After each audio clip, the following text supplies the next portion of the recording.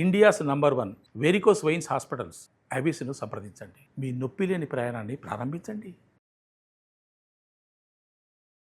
అందరికీ నమస్కారం. నా పేరు మాధురి. ప్రస్తుతం మనతో పాటు ఉన్నారు ప్రముఖ జ్యోతిష్య వాస్తు పండితులు బ్రహ్మశ్రీ నానాజీ పట్నాయక్ గారు. నమస్కారం గురుగారు. శ్రీమాత్రే నమః.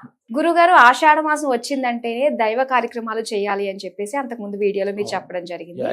అయితే ఈ టైంలో చాలా మంది పారాయణాలు లాంటివి కూడా చేస్తూ ఉంటారండి. లలిత చేసుకుంటే మంచిది అని చెప్పేసి చాలా మంది లలిత సహస్రనామ పారాయణం కూడా చేస్తూ ఉంటారు. అయితే రెగ్యులర్ గా చేసే అలవాటు ఉన్న వాళ్ళు ఏంటంటే పడబడబడబడని చదివేస్తూ ఉంటారు. అసలు లలిత అన్నది ఏ విధంగా చదవాలంటారు అన్నది తెలుసుకోవాలండి. చాలా మంచి ప్రశ్న వేశారు. ఎందుకంటే ఇక్కడ రెండు రకాలు. ఒకటి అవి సహస్ర రహస్య నామాలు.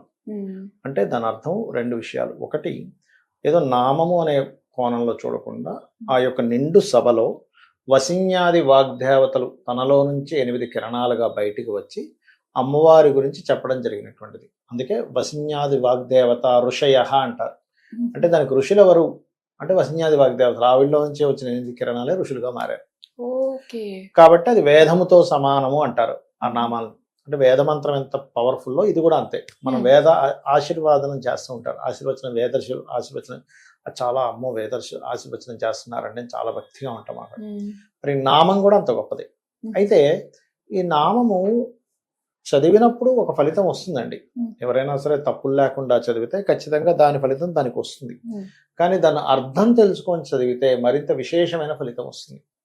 ఎలాగా అంటే అమ్మవారు లలితాసహస్రనామాల్లో మొత్తం కూడా మీకు ఉన్నది ఏమిటంటే అసలు అమ్మవారి యొక్క శక్తి ఏ రూపంలో ఉంది అని చెప్తుంది. మొత్తం లలిత చదివితే మీకు తెలిసేది ఏంటంటే అసలు లోపల షట్చక్రాల్లో ఎలా ఉంది, సహస్రారంలో ఎలా ఉంది, ఏ రూపాల్లో ఎలా ఉంది. ఇప్పుడు అందులో ఒకటి ఉంటుంది, తటిల్లత సమర్చి షట్చక్రోపరి సంస్థిత అని. అంటే తటిల్లత అంటే 6 చక్రాల చుట్టూ ఒక మెరుపు తీగలా తిరుగుతుందట గిర్రని. సహస్రారాంబుజారూఢ సుధాసారాభి వర్షిణి. సహస్రారంలో ఇక్కడ కూర్చొని సుధాసార వర్షాన్ని కురిపిస్తుందట ఆవిడ. అంటే ఏమిటి, ఆవిడ ఒక ఏదో బయట ఎక్కడో ఏదో దేవత ఉందన్నట్టు కాకుండా మన లోపల ఉంది, మనలో ఉంది అన్నప్పుడు ఏంటి, ప్రతి ఒక్కరిలో ఉంది. ప్రతి ఒక్కరిలో లలిత అమ్మవారు ఉంది అన్నప్పుడు మీరు ప్రతి ఒక్కరిని ఎలా చూస్తారు? ఒక దైవంలానే చూస్తూ ఒక రెస్పెక్ట్ఫుల్ గా మనం గడుపుతాం. అంతేగాని ఒక రకంగా ట్రీట్ చేయడము అలా చేయం. ఎందుకంటే ప్రతి ఒక్కరిలో ఉందిగా. మీ ఒక్కరిలోనే ఉందని చెప్పలేదు లలిత అమ్మవారు, ప్రతి ఒక్కరిలోనూ ఆ రకంగా ఉందని చెప్పింది. అలాంటివి మనం ఎట్లా ఉంటాం? అందులో చాలా ఉంటాయండి, చాలా ఉంటాయి లలిత సహస్రనామాలు. అది మొత్తం మీనింగ్ నేను వీడియోస్ లో చెప్పాను. 1000 నామాలకి అర్థాలు చెప్పాను. అర్థాలు తెలుసుకున్నాక కేవలం నామము చేయడము, రోజు నాకేదో వస్తుందని చేయడం పక్కకు పెడితే అయ్యో ఇదంతా భగవత్ స్వరూపము కదా అనే భావనతో మన జీవితాన్ని గడుపుతూ ఉంటాం. అంతా విశ్వం మొత్తం అమ్మవారే కదా, తన శక్తితోనే ప్రతిదీ నడుస్తుంది కదా. ఇప్పుడు భానుమండల మధ్యస్థ భైరవి భగవాన్ని అని ఉంటుంది. అంటే ఏమిటి, భానుమండల మధ్యంలో భైరవి అనే రూపంలో ఉన్నటువంటిది అమ్మవారు. తాటంక యుగలీభూత తపన ఉడుప మండల.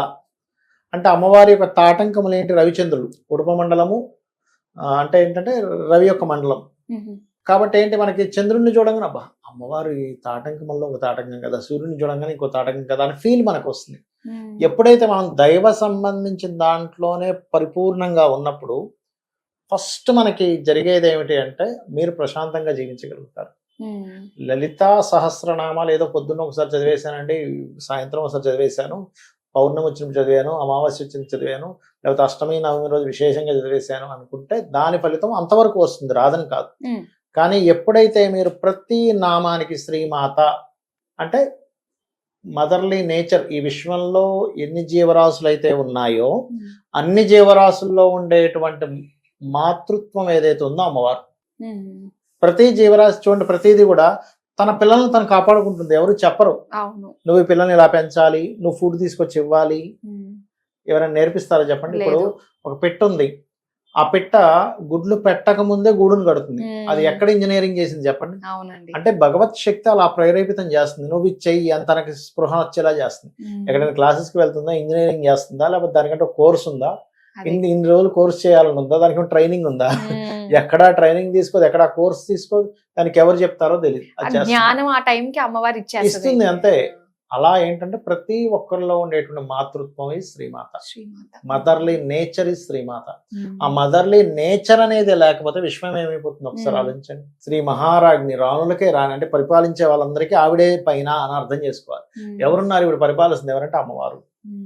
శ్రీమత్ సింహాసనేశ్వరి, సింహాసనం మీద కూర్చొని తను పరిపాలిస్తుంది.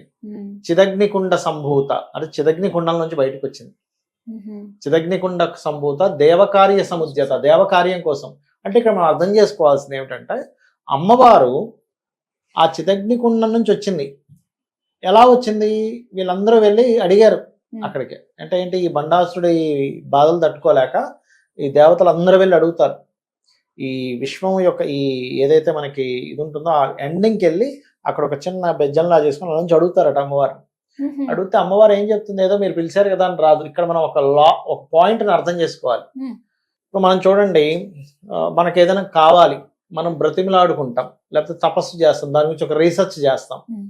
ఎన్నో రీసెర్చ్లు చేసి ఒక బల్బుని కనిపెడతాడు ఒక సైంటిస్ట్, లేకపోతే ఎంతో తపస్సు చేసి ఒక మహర్షి ఒక దేవతను ప్రసన్నం చేసుకుంటాడు. అంటే ఊరికనే రమ్మంటే ఏది రాదు, మీరు హోమం చేయండి నా గురించి అన్నప్పుడు ఆ పరమేశ్వరుడు తన శివుడు ఒక 3 యోజనాలు సముద్రాన్ని వెనక్కి జరిపి అక్కడ ఒక పెద్ద హోమగుండాన్ని ఏర్పాటు చేసి అక్కడ హోమం స్టార్ట్ చేస్తారు. అప్పుడు ఆ చిదగ్నికుండ సంభూత, చిదగ్నికుండం నుంచి సంభవించినటువంటిది సంభూత అంటే. చిదగ్నికుండ సంభూత దేవకార్య సముద్యత అంటే కేవలం దేవతల కోసమే వచ్చిందనేటువంటిది అర్థం ఒకటి ఉంటే, నువ్వు ఏదైనా దైవికంగా నీలో దైవిక గుణాలు ఉంటే అమ్మవారు నీతోనే ఉంటుంది. ఆవిడ రాక్షసుల కోసం సంభూత రాలేదు, దేవకార్య సంభూత, రాక్షసులను సంహరించడానికి వచ్చింది. కాబట్టి దేవకార్య సంభూత, చిదగ్నికుండ సంభూత దేవకార్య సముద్యత, చిదగ్నికుండ సంభూత దేవకార్య సముద్యత, ఉద్యద్భాను సహస్రావ చతుర్బాహు సమన్విత. అది ఎలా ఉందట? సహస్రం అంటే అనంతమైన సూర్యుడు, 1000 అని అర్థం ఉంటుంది. అనంతమైన సూర్యుడు, అనంతమైనటువంటి సూర్యుడు వెలుగుతో అమ్మవారు ఉంది అక్కడ. చతుర్బాహు 4 బాహులతో ఉంది. అంటే అమ్మవారు ఎలా ఉంది, ఎలా వచ్చింది, తను ఎక్కడెక్కడ ఎలా పనిచేస్తుంది అనేది తెలుసుకుంటే లలితా సహస్రనామాల్లో ప్రతి అణువున ఒక శక్తి పనిచేస్తున్న ప్రతి దగ్గర అమ్మవారు ఉంది. అప్పుడు మీరు ఆ అమ్మవారిని ఆ రకంగా దర్శనం చేసుకున్నప్పుడు మీ లైఫ్ స్టైల్, మీ థింకింగ్ ప్రాసెస్, మీరు ఉండే లక్షణాలు అన్నీ మారిపోతాయి. ఇప్పుడు మీరు ఒకటి రావట్లేదనో, అయ్యో అవ్వట్లేదనో, వీడేదో చేస్తున్నాడనో, వాడేదో అయిపోతున్నానో అనే జీవితం గడపడానికి అన్నిట్లో ఉన్నది అమ్మవారే కదా అనేటువంటి జీవితాన్ని గడపడానికి ఆ మైండ్ సెట్ కి చాలా తేడా ఉంటుంది. ఇప్పుడు మనకి ఏదైనా అవ్వాలనుకున్నది అవ్వలేదు, సరే ఇది నా మంచికే అయ్యింది, అంతకంటే మంచి చూపిస్తుంది అమ్మవారు అన్న ధోరణిలో అంటే ఇవన్నీ చాలా చిన్నగా అనిపిస్తాయి. అంటే ఎలా అంటే నేను ఎప్పుడు ఒక ఎగ్జాంపుల్ చెప్తుంటా. ఒక చిన్న పిల్లవాడు ఉన్నాడు, ఒక 2-3 ఏళ్ల పిల్లవాడు ఉన్నాడు, కారుతో ఆడుకుంటున్నాడు. మనం వెళ్ళి కారు నాకు ఇవ్వని లేకుండా బోర్ని ఏడుస్తాడు. అదే పిల్లవాడు ఒక 10 ఏళ్ళలో, 15 ఏళ్ళలో, 20 ఏళ్ళలో వచ్చాక అదే కార్ అతని చేతిలో ఉన్న కారు తీసుకుంటే తీసుకో అంటాడు. అంటే నాలెడ్జ్ పెరిగింది. ఇలాంటి కార్లు షాప్కి వెళ్తే 100 కొనుక్కోవచ్చు అనుకుంటాడు. అంటే ఏంటి, అక్కడ అజ్ఞానంలో ఉన్నాడు, పిల్లవాడికి తెలియక ఇదే కారు ఇదే లోకం అనే దాంట్లో ఉన్నాడు. ఇది కాదురా లోకము, అసలు నువ్వు ఒక 1000 రూపాయలు పడేస్తే 100 రూపాయల కార్లో ఒక 100 కొనుక్కోవచ్చు అనే ఆలోచన, ఒక 10 కొనుక్కోవచ్చు, ఒక 10 రూపాయల కార్లో ఒక 100 కొనుక్కోవచ్చు ఒక ఆలోచన ఉంటుంది. అప్పుడేంటి, మనకు కూడా ఏంటి ఏదో పోతుంది అనే భావన కాకుండా అసలు ఇది కాదు, జస్ట్ మనం లిమిట్ లో ఆలోచిస్తున్నాం. అన్లిమిటెడ్ గా ఒక విశ్వం అనేటువంటిది ఉంది. అంతటికీ శక్తినిచ్చేది అమ్మవారు. నేను ఎందుకు బాధపడుతున్నాను రాలేదని, నాకు యోగం ఏది ఉందో అది వస్తుంది, రాని దాని నేను ఎందుకు బాధపడాలి, నాకు ఇచ్చేది అమ్మవారిని నమ్ముకుంటే అమ్మవారి అన్ని ఇస్తుంది అనేటువంటి భావనతో అతని లైఫ్ స్టైల్ గడపడం వేరు. ఏదో ఆయన ఏదో ట్రై చేసుకుంటూ ఇదేదో చేసుకుంటే వచ్చేస్తుంది, అదేదో వచ్చేస్తుంది, వాడేదో తినేస్తున్నాడు, వీడేదో అయిపోతుంది అనేటువంటి ధోరణిలో ఉండడం లేదు. సో కంప్లీట్ గా మీరు ఎప్పుడైతే అర్థాన్ని తెలుసుకొని చేస్తుంటారో 100% మీ లైఫ్ స్టైల్ కంప్లీట్ గా మారిపోతుంది. అంటే ఏదో పూజ చేసినంత సేపే దేవతారాధన చేయడం కాకుండా మీరు ప్రతి దగ్గర చూస్తారు. ఒక పుష్పాన్ని చూశారు, అబ్బాయి పుష్పాన్ని అమ్మవారి పాదాల దగ్గర ఉంటే ఎంత బాగుంటుంది అని ఆలోచిస్తారు. ఒక గంధం చూశారు, బా ఈ స్మెల్ భలే ఉందండి గంధం, ఇది అమ్మవారికి గంధం పరికల్పై ఆమెను పెట్టేటప్పుడు అమ్మవారు ఎంత సంతోషిస్తుందో అని ఆలోచిస్తారు. ఒక దీపం ఉంది, సంథింగ్ ఒక నెయ్యి ఉంది, అబ్బా ఈ నెయ్యితో కనుక అమ్మవారికి దీపం పెడితే ఎలా ఉంటుందండి అని ఆలోచిస్తారు. ఒక వ్యక్తి మేధస్సును చూడగానే అమ్మవారు కదా మేధస్సును ఇచ్చేది, అమ్మవారి అనుగ్రహం ఎంత బాగుందో.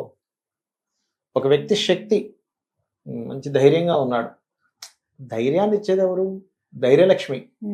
అంటే మీకు ఏమైపోతుంది, ధైర్యం లక్ష్మి దగ్గరికి వెళ్ళిపోతుంది. అవును. అంతేగాని వాడి మీద ఏదో ఈర్ష, వాడంత ధైర్యం చేస్తాడా అనేది రాదు. ఉమ్. ఇంత ధైర్యంగా ఉన్నాడు, లక్ష్మీదేవి ధైర్యలక్ష్మి కదా, సంతాన లక్ష్మి కదా, నలుగురు పిల్లలు వీళ్ళకి సంతాన లక్ష్మి అనుగ్రహం బాగుంది. సో ఇక్కడ ఏంటంటే నువ్వు దైవాన్ని ఎంతసేపు ఏ చీర కట్టాలి అమ్మవారికి, ఏ రంగు చీర కట్టాలి, ఆ రోజు నేనే కట్టుకోండి, తప్పేం కాదు. నేను అనేది ఏంటంటే మీరు మీ డ్రెస్సింగ్ స్టైల్ మీరు అందంగా అలంకరించుకోవడం ఈజ్ ఆల్సో ఇంపార్టెంట్. కాకపోతే ఎంతసేపు మీ భక్తిని అక్కడి వరకే ఆపేయకూడదు. ఏం వండాలి, ఇవి ఉంది పాయసాన్న ప్రియ అని ఉంది నామాల్లో. పాయసాన్న ప్రియ అంటే అక్కడ ఏదో పాయసం అంటే ఇష్టం అని కాదు, దాని ఇంకా నిగూఢం, ఎందుకే రహస్య నామాలు అంటారు. పాయసం తెల్లగా ఉంటుంది, స్వచ్ఛంగా ఉంటుంది, తీయగా ఉంటుంది. అంటే అటువంటి మనస్తత్వం కలిగిన వాళ్ళంటే అమ్మవారికి ఇష్టం. చూడండి ఎంత డీప్ గా ఉందో నిజంగా. పాయసాన్న ప్రియ ఎంత పాయసం తిన్నాం, అమ్మవారికి అది ఇష్టం కదా, అది పెట్టాలి, అది అది పెడదాం చెయ్యాలి. అనుకుంటాం. కానీ అలా కాదు, పాయసాన్నం ఎలా ఉంటుందో మనం అర్థం చేసుకోగలగాలి. ఓకే. బాగా నిగూఢమైనటువంటి అర్థం ఉంటుందండి అందులో. మనం ఎంతసేపు ఏంటంటే పై పైనది కాకుండా అసలు అమ్మవారి రూపాన్ని పరిపూర్ణంగా ఎలా ఎలా ఎలా ఉంది విశ్వంలో అని చెప్పేదే లలిత సహస్రనామాలు. తను అర్థం చేసుకొని మీరు కనుక ఒక్క నామం చేస్తూ తరించిపోవచ్చు, నిజంగా. ఒక్క నామంతో తరించిపోవచ్చు. అవునండి. ఇప్పుడు మీరు ఆ చెప్పిన అసలు ఆ 4-5 శ్లోకాలకే అసలు చదువుతుంటే మైండ్ Yeah. వెళ్ళిపోతుంది, ఆటోమేటిక్ గా దృష్టి వెళ్ళిపోతుంది. అటుకు వెళ్తుంది. ఎగ్జాక్ట్లీ. సో ఇంకా 1000 శ్లోకాల గురించి కూడా తెలుసుకుంటే ఇంకెంత అనుభవంతో మనం చేయొచ్చా అనిపిస్తుందండి. Exactly. చాలా చక్కగా మాకు తెలియజేసినందుకు ధన్యవాదాలు. శ్రీమాత్రే నమః.